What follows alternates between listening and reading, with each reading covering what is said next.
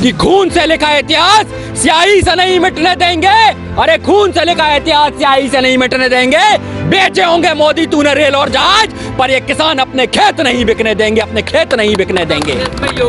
इन्होंने पहले देश को धर्म में तोड़ा आजादी के पहले, इसके बाद आजादी के बाद देश को जातों में तोड़ा, और फिर इनने एक पार्टी बनाई बीजेपी, जिसके थ्रू आज ये देश को तोड़ रहे हैं और देश को बेच रहे हैं। आप मजे की बात देखिए, हमारे प्रधानमंत्री बहुत अच्छे हैं क्योंकि जब वो आते हैं तो अर्थव्यवस्था टूट जाती है। हमारे प्रधानमंत्री बहुत अच्छे हैं क्योंकि नवाज शरीफ के यहाँ जाके बिरयानी खाए आते हैं, पर वो पाकिस्तानी नहीं कहलाते, इसलिए हमारे प्रधानमंत्री बहुत अच्छे हैं। हमारे प्रधानमंत्री बहुत अच्छे हैं क्यों? क्योंकि हमारे प्रधानमंत्री इसलिए बहुत अच्छे हैं क्योंकि आज धर्म के नाम में उन्होंने देश की अर्थव्यवस्था को 136वें पायदान पर पहुंचा दिया। आज हमसे ऊपर नेपाल, भूटान और पाकिस्तान भी है। बार बार पाकिस्तान से तुलना करने वाले हमारे प्रधानमंत्री जी इसलिए बहुत अच्छे हैं क्योंकि उनने देश को, लोगों को मानसिक गुलाम बना दिया और ये बता दिया देश में चूतिए कितना है। उनने ये गिना दिया कोरोना के टाइम में थाली ताली बजवा के कि देख लो मेरे इशारे पर कितने चूती हैं जो थाली बजाएंगे, वो सबने किया। और अब तो मैं कह रहा हूँ दूसरी कोरोना की लहर ले आए हैं ये। अब जिन लोगों ने पीएम केयर फंड में पैसा दिया था ना, उन अंध भक्तों से कहना चाहता हूँ जरूरत पड़े तो अपनी गाड़ी, अपनी माँ, अपनी बेटी सब दे देना, क्योंकि तुम इससे ज्यादा अंध भक्त तो हो नहीं। परिवार में मत जाइए। क्यों ना जाऊं यार। खान की बात करी आपने, अभी इमरान खान बीमार थे, फिट जुट किया प्रधानमंत्री। हाँ तो मैं कह रहा हूँ ना, उन्हें पाकिस्तान की बहुत चिंता है। मुझे तो पता करना पड़ेगा ये भाजपा के पाकिस्तान के साथ क्या संबंध है, क्योंकि बड़ा गठजोड़ है। क्योंकि जैसे ही पहले ये महबूबा मुफ्ती पीडीपी पर वार करते थे और सरकार बना ली तो पीडीपी इनकी क्या कहते हैं, घरेलू हो गई पार्टी। ये तो खुद क्या कहते हैं, वो लोग हैं यार जो देश को बेचते चले आ रहे हैं, भाजपाई लोग। इसलिए मैंने कहा ये व्यापार जनता पार्टी है, भारतीय जुमला पार्टी है। और ऐसी पार्टी के लिए अगर आप वोट देते हैं तो आप देश को बर्बाद करते हैं। पिछले 112 और 14 दिनों से आप देख लीजिए, देश की हुकूमत नहीं मान रही है। देश की हुकूमत इस आंदोलन की तरफ नहीं देख रही है, लेकिन हर हुकूमत ने आंदोलनों की तरफ देखने का रुख किया है। और भगत सिंह ने कहा था कि मैं समाजवादी वतन बनाना चाहता हूं, हम गोरे अंग्रेजों से तो आजाद हो जाएंगे, लेकिन हम काले अंग्रेजों के हाथ में कहीं गुलाम ना हो जाएं, क्योंकि मानसिकता गुलाम हो चुकी है। आजादी हमें आर्थिक चाहिए, जहां पर हर व्यक्ति को आज पैसे की जरूरत है, हर व्यक्ति को रोजगार की जरूरत है, लेकिन आज इन सब चीजों से लोगों को भटकाने के लिए अन्य मुद्दों में उलझा दिया जाता है। और तमाम हमारे बड़े बड़े नेता ऐसे बयान देते हैं जो बड़े ओछे और छोटे होते हैं। ये देखने और सोचने वाली बात है कि देश को समाजवादी वतन बनाना है तो आय के स्रोत बराबर करने होंगे। आज देश कोई भूखंड नहीं है, देश कोई नक्शा नहीं है, देश आम जन से मिलकर बनाए। अगर आम जन में हर व्यक्ति के हाथ में अगर लाख रुपए होंगे तो देश लखपति कहलाएगा, अगर करोड़ रुपए होंगे तो देश करोड़पति कहलाएगा। मात्र 4 पूंजीपतियों के हाथ में पैसे डाल देने से ये देश सिर्फ पूंजीपतियों के हाथ में चला जाएगा। एक सरकार, देखिए मैं बता रहा हूं, एक कंपनी आई थी जिसने हमें गुलाम बनाया। फिर इसके बाद एक सरकार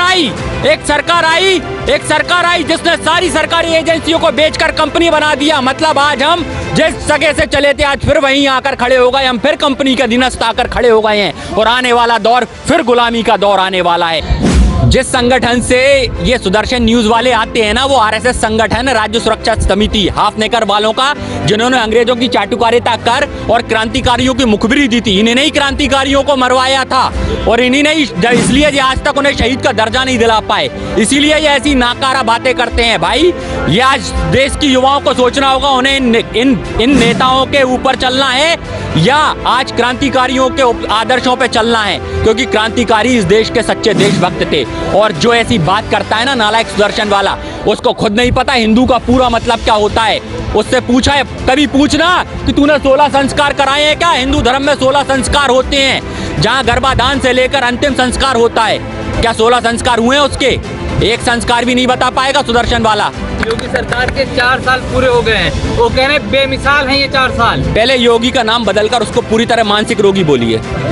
वो मानसिक रोगी है और ऐसा मानसिक रोगी है कि उसको ये नहीं पता कि कौन सी चीज कहां से सीधी होती है। वो खुद उल्टा हुआ है, हर बात उल्टी करेगा।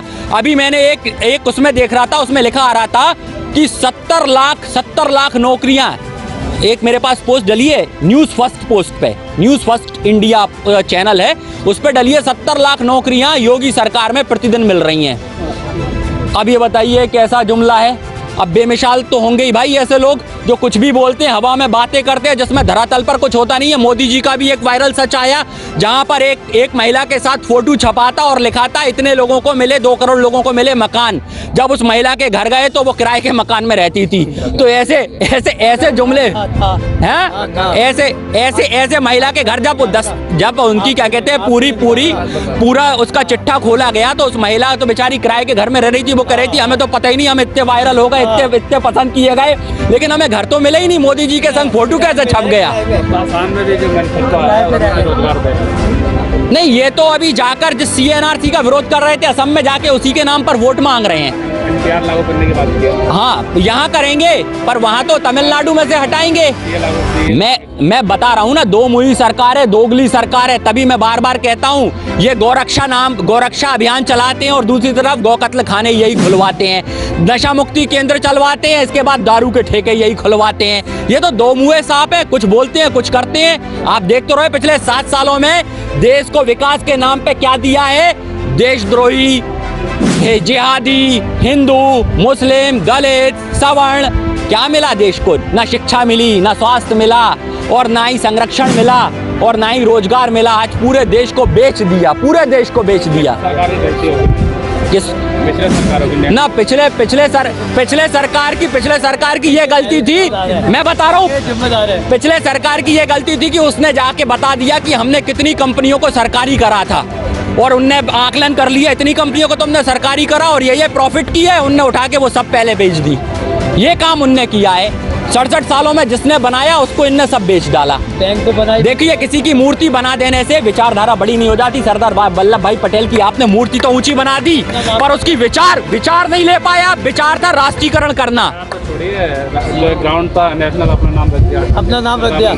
शायद अगर दूर तक ये बात पहुंचे तो पहुंचाना, ये गाली है।